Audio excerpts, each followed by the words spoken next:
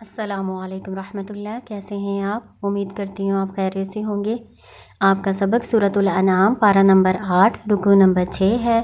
شروع کرتے ہیں اللہ کے نام سے۔ اعوذ باللہ من الشیطان الرجیم، بسم اللہ الرحمن الرحیم۔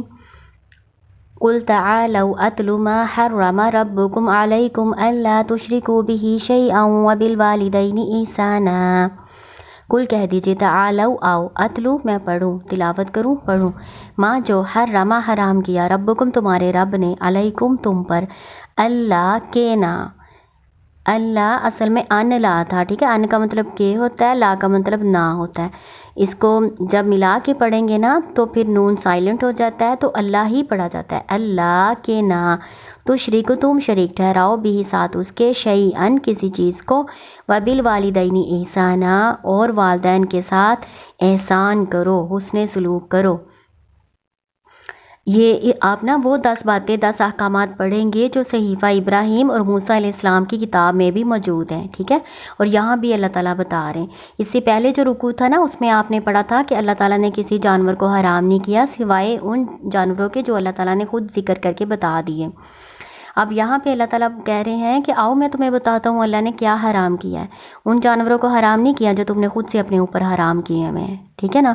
تو وہ 10 احکامات جو موسیٰ علیہ السلام کی کتاب میں بھی تھے وہ یہاں پہ ذکر کیے جا رہے ہیں، اور ابراہیم علیہ السلام کے جو صحیفے تھے نا ان میں بھی یہ 10 احکامات جو ہے نا یہ موجود تھے۔ تو ان میں سے سب سے پہلے نا شرک کا ذکر کیا ہے اللہ تعالیٰ نے کہ شرک نہ کسی کے ساتھ ٹھہرانا، اللہ کے ساتھ کسی کو شریک نہ ٹھہرانا، ٹھیک ہے نا۔ شرک سب سے بڑا گناہ ہے، ہم جانتے ہیں کہ شرک نہیں معاف کرنا اللہ تعالیٰ نے، باقی گناہ اللہ تعالیٰ اپنی رحمت سے اگر کسی کو چاہے گا تو معاف بھی کر دے گا، بخش بھی دے گا، لیکن شرک ایسا گناہ ہے جو کبھی معاف نہیں ہوگا اور جہنم میں لے جانے کا باعث ہوگا۔ اس کے بعد دوسرا نمبر ہے والدین کے ساتھ اچھا سلوک کریں، یعنی پہلے تو ایک شرک ہے سب سے بڑا گناہ، پھر والدین کی نافرمانی ہے، ٹھیک ہے نا۔ اس میں اللہ تعالیٰ دوسرا حکم دے رہے ہیں کہ والدین کے ساتھ اچھا سلوک کرنا ہے۔ وَلَا تَقْتُلُوا أَوْلَادَكُمْ مِنْ إِمْلَاقٍ، تیسرا حکم اللہ تعالیٰ کہتے ہیں وَلَا اور نہ، تقتلوا تم قتل کرو، اولادکم اپنی اولاد کو، من املاق تنگ دستی سے، یعنی تنگ دستی کے خوف سے، مفلسی کے ڈر سے اپنی اولاد کو قتل نہ کرو۔ جاہلیت میں تو ہم جانتے ہیں نا کہ بیٹیوں کو زندہ درگور کر دیا جاتا تھا، اور اب اس دور میں بھی یہ کئی نام سے یہ مشہور ہے، کئی ناموں سے مشہور ہے، یہی بات ہے نا، خاندانی منصوبہ بندی کے لحاظ سے، یا کہتے ہیں کہ چھوٹا خاندان ہوگا تو اچھی طرح سے تربیت ہو جائے گی، مختلف باتیں پھیلی ہوئی ہیں اس دور میں بھی۔ تو اللہ تعالیٰ کہہ رہے ہیں تم ان کو مفلسی کے ڈر سے، تنگ دستی کے خوف سے قتل نہ کرو۔ نحن نرزقکم، ہم ان کو رزق، ہم تمہیں رزق دیتے ہیں، وایاہم اور ان کو بھی، یعنی تمہارے اور تمہاری اولاد کے رازق ہم ہی ہیں۔ تو اس بات سے نہ تم ان کو قتل کرو کہ تمہارے ساتھ وہ کھائے گی یا تمہارے حالات پھر خراب ہوں گے، تم سے تربیت نہیں ہونی، تمہیں اتنے بچوں کو کھلایا نہیں جانا، تو اس بات سے نہ ڈرو۔ وَلَا تَقْرَبُوا الْفَوَاحِشَ مَا ظَهَرَ مِنْهَا وَمَا بَطَنَ، اور نہ تم قریب جاؤ بے حیائی کے، ما ظاہرہ جو ظاہر ہو، منہا اس میں سے، وما بطن اور جو پوشیدہ ہو۔ فواحش بے حیائی کے کاموں کو کہتے ہیں، جو کھلم کھلا کوئی برا کام کیا جاتا ہے نا تو اس کو فواحش بے حیائی کہتے ہیں۔ تو ہر طرح کی بے حیائی سے اللہ تعالیٰ نے منع کیا ہے کہ چھپ کے یا ظاہر کسی طرح سے بھی کوئی بے حیائی کا کام نہ کیا جائے، بلکہ اللہ تعالیٰ نے کہا ہے کہ قریب بھی نہیں جانا، یعنی بے حیائی کے قریب لے جانے والے جو کام ہے نا وہ بھی نہیں کرنے ہیں، اللہ تعالیٰ نے ان سے بھی منع کیا۔ وَلَا تَقْتُلُوا النَّفْسَ الَّتِي حَرَّمَ اللَّهُ إِلَّا بِالْحَقِّ، وَلَا تَقْتُلُوا النَّفْسَ اور نہ تم قتل کرو اس جان کو وہ جو حرم اللہ حرام کیا اللہ نے اس کو، الا مگر بالحق کی ساتھ حق کے۔ حق کے ساتھ اب قتل کرنا کیا ہوتا ہے؟ اللہ تعالیٰ نے جو ہے نا کسی کا قتل کرنا یہ حرام قرار دیا، مگر حق کے ساتھ قتل کرنے کی اجازت دی ہے۔ حق کے ساتھ قتل کرنا کیا ہوتا ہے کہ کسی وجہ سے، کسی قصور کی وجہ سے اگر کسی کو ہلاک کیا جاتا ہے، کسی کو قتل کیا جاتا ہے تو اس کو حق کے ساتھ قتل کرنا کہیں گے، ٹھیک ہے نا۔ جس کو بے قصور قتل کیا جائے نا اس ظلمن، اس کو کہیں گے ناحق قتل، ٹھیک ہے. یہاں پہ جو کسی وجہ سے قتل کیا جاتا ہے، جیسے کسی نے کسی کو قتل کیا تو قصاص میں اس کو قتل کیا جائے، تو یہ حق کے ساتھ قتل کرنا ہوگا. کسی نے شادی شدہ آدمی نے زنا کر لیا تو اس کو پھر رجم کیا جائے گا، یہ بھی حق کے ساتھ قتل ہو گیا. ٹھیک ہے نا. پھر یہ ہے کہ جو مرتد ہو گیا، اپنے دین سے پھر گیا، تو اس کو بھی قتل کی سزا دی جاتی ہے، تو یہ بھی حق کے ساتھ قتل کرنا ہو گیا ہے نا.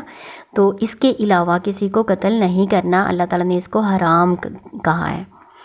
ذالکم وصاکم بہ لعلکم تعقلون، یہ وصیت کی اس نے تم کو تاکہ تم عقل کرو. ٹھیک ہے. آگے اور بھی احکامات ہیں، 10 احکامات آپ اس میں پڑھیں گے. وَلَا تَقْرَبُوا مَالَ الْيَتِيمِ، اور نہ تم قریب جاؤ یتیم کے مال کے، الا مگر باللتی، ساتھ اس کے وہ جو ہیا وہ احسن، بہت اچھا ہے، یعنی آسان طریقے سے یتیم کا مال جو ہے تم استعمال کرو. ویسے یہ آپ پہلے بھی پڑھ چکے ہیں، یہ آپ کو میں نے سورۃ المائدہ میں سارا پڑھایا ہے کہ یتیم کے مال کی بڑی حفاظت کرنی چاہیے. جو مالدار ہو وہ تو یتیم کے مال سے بچے، لیکن جو تنگ دست ہے تو وہ کیا کرے، یتیم کے مال کی حفاظت کر رہا ہے تو اس وجہ سے وہ تنخواہ کے طور پر کچھ اپنے لیے مقرر کر لے، تو اس طرح سے وہ تھوڑا بہت اپنی تنخواہ کے طور پر لے سکتا ہے، اس کو اجازت ہے. لیکن جو مالدار ہے نا وہ یتیم کے مال سے بچے تو اس کے لیے زیادہ بہتر ہے.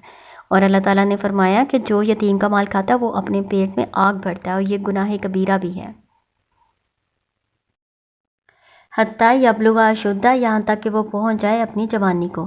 اشدہ طاقت کو کہتے ہیں، یعنی جوانی کی عمر کو یتیم پہنچ جائے تب تک اس کے مال کی حفاظت کرنی ہے، اور اس کے بالغ ہونے پر ان کا مال گواہوں کی موجودگی میں ان کے حوالے کر دینا. ٹھیک ہے نا. یہ ہم سارا حکم جو ہے نا اللہ تعالیٰ کا، یہ ہم پہلے پڑھ چکے ہیں.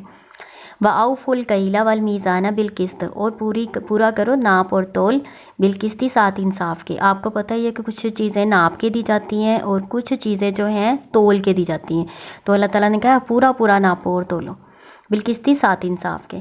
لا نکلف نفسا الا وسعها، نہیں ہم تکلیف دیتے کسی جان کو الا مگر وسعها، اس کی طاقت کے مطابق. وَإِذَا قُلْتُمْ، اور جب تم کہو، فَعْدِلُوا، پس عدل کرو، یعنی عدل کی بات کہو. وَلَوْ كَانَ ذَا قُرْبَىٰ، اگرچہ وہ قریبی رشتہ دار ہی ہو. وَبِعَهْدِ اللَّهِ أَوْفُوا، اور اللہ کے عہد کو پورا کرو. یہ ہم پہلے بھی پڑھ چکے ہیں نا سورۃ المائدہ میں. اللہ تعالیٰ کہہ رہے ہیں کہ جب تم نے کوئی بات کہنی ہے تو عدل والی بات کرو، بے شک وہ تمہاری عدل والی بات تمہارے قریبی رشتہ دار ہی کے خلاف ہو. یا پہلے بھی پڑھ چکے ہیں کہ جب بھی بات کرنی ہے، جب بھی گواہی دینی ہے تو سچ کے ساتھ گواہی دینی ہے، چاہے وہ گواہی تمہاری اپنی جان کے خلاف ہو، تمہارے رشتہ دار کے خلاف ہو. تم نے حق بات کہنے سے نہیں ڈرنا، اور کسی غریب کے فقر کا تم نے لحاظ نہیں رکھنا، اور کسی امیر کی امارت سے تم نے مرعوب نہیں ہونا، اور سچی صحیح بات کرنی ہے، صحیح گواہی دینی ہے. یہ ہم پہلے بھی پڑھ چکے ہیں نا. وَبِعَهْدِ اللَّهِ أَوْفُوا، اور اللہ کے عہد کو پورا کرو. اللہ کا عہد کون سا ہے؟ اللہ کے عہد سے مراد وعدہ الست ہے، اس کو پورا کرو. ہم نے سب روحوں نے اللہ تعالیٰ سے ایک عہد کیا ہوا ہے. یہ میں نے الگ سے ایک چھوٹی سی شارٹ ویڈیو بنائی ہے جس میں میں نے سارا بتایا ہوا ہے کہ وعدہ الست کیا ہوتا ہے. آپ نے وہاں سے اس کو دیکھ لینا ہے. وعدہ الست، جب ہم روحوں کی صورت میں تھے نا تو ہم نے اللہ تعالیٰ سے عہد کیا ہوا ہے کہ اللہ ہی ہمارا رب ہے، ہمارا خالق ہے اور مالک ہے. ہم نے اپنی جانوں کو، فرشتوں کو، حضرت آدم علیہ السلام کو گواہ بنا کے یہ اللہ تعالیٰ سے عہد کیا ہوا ہے. جب ہم شرک کرتے ہیں نا دنیا میں آ کے تو پھر ہم اللہ سے کیے ہوئے عہد کو توڑ دیتے ہیں. اور اللہ سے کیے ہوئے جو عہد ہے اس سے مراد وہ نظریں بھی ہو سکتی ہیں اور منتیں بھی ہو سکتی ہیں جو ہم اللہ کے نام کی مانگتے ہیں، تو ان کو پورا کرنا چاہیے. جس میں گناہ نہ ہو جس نظر میں، تو اس نظر کو پورا کرنا چاہیے. ذالکم وصاکم بہ لعلکم تذکرون، اور یہ وصیت کرتا ہے وہ تم کو اس کے ساتھ تاکہ تم تذکرون، تم نصیحت حاصل کرو. یعنی اللہ تعالیٰ تمہیں ان باتوں کے ساتھ نصیحت کر رہا ہے تاکہ تم اس کی نصیحت حاصل کرو. وَأَنَّ هَٰذَا، اور بے شک یہ صِرَاطِی مُسْتَقِیمًا فَاتَّبِعُوهُ، یہ میرا سیدھا راستہ ہے. ہاذا یہ ہو گیا صراطی راستہ، اور چھوٹی یا جو ہے نا یہ متکلم کی لگی ہوئی ہے، میرا، یہ میرا سیدھا راستہ ہے یعنی اللہ کا. فَاتَّبِعُوهُ، پس اسی کی پیروی کرو، یعنی یہ اللہ تعالیٰ نے سیدھا راستہ بتا دیا، اسی راستے پر چلو. وَلَا تَتَّبِعُوا السُّبُلَ، اور نہ تم پیروی کرو راستوں کی. سبیل کی جمع سبل ہوتا ہے، ٹھیک ہے نا. سبیل ایک راستہ، سبل زیادہ راستے. فَتَفَرَّقَ، پس وہ دور کر دیں گے، جدا کر دیں گے تم کو، بکم، تم کو، عن سبیلہ، تم اس کے یعنی اللہ کے راستے سے، یعنی وہ جو راستے مختلف ہیں نا وہ تمہیں اللہ کے سیدھے راستے سے ہٹا دیں گے، تمہیں دور کر دیں گے۔ ذالکم وصاکم بہ لعلکم تتقون، اور اس کے ساتھ تمہیں وصیت کرتا ہے لعلکم تاکہ تم تتقون، تم متقی بنو یا تم اللہ سے ڈرو اور تم اللہ کے راستے پر چلو اور دوسرے راستوں سے بچ جاؤ۔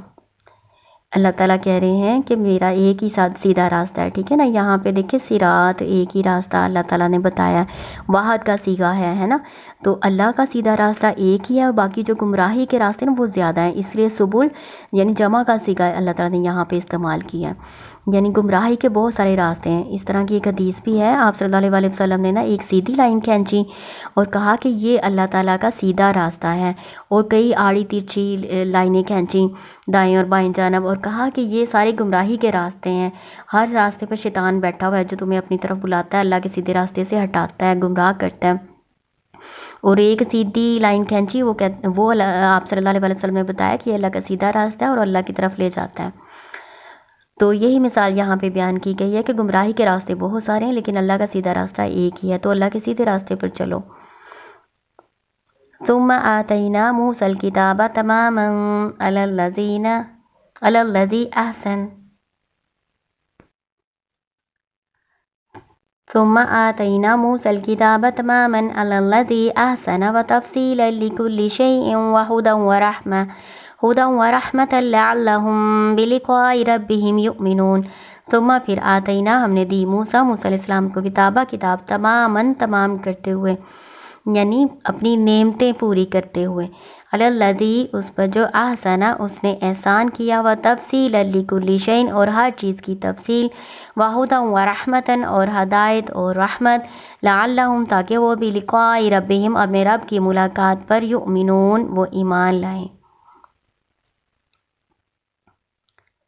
پھر اللہ تعالیٰ کہہ رہے ہیں کہ ہم نے جو موسیٰ علیہ السلام کو کتاب دی تھی اپنی تمام نعمتیں پوری کرنے کے لیے دی تھی۔ جب اللہ کی طرف سے کتاب آتی ہے نا، اللہ کی بڑی رحمت ہوتی ہے کہ اللہ تعالیٰ لوگوں کی رہنمائی کے لیے، انسانوں کی رہنمائی کے لیے اپنی کتاب نازل فرما رہے ہیں، یہ اللہ کا بہت بڑا احسان اور بہت بڑا فضل ہوتا ہے۔ تو اللہ تعالیٰ کہہ رہے ہیں اپنی نعمتیں تمام کرنے کے لیے ہم نے موسیٰ علیہ السلام کو کتاب دی۔ کتاب کون سی دی تھی؟ تورات دی تھی، وہ اس پر جس پر اللہ نے احسان کیا تھا، اور اس کتاب میں ہر چیز کی تفصیل تھی۔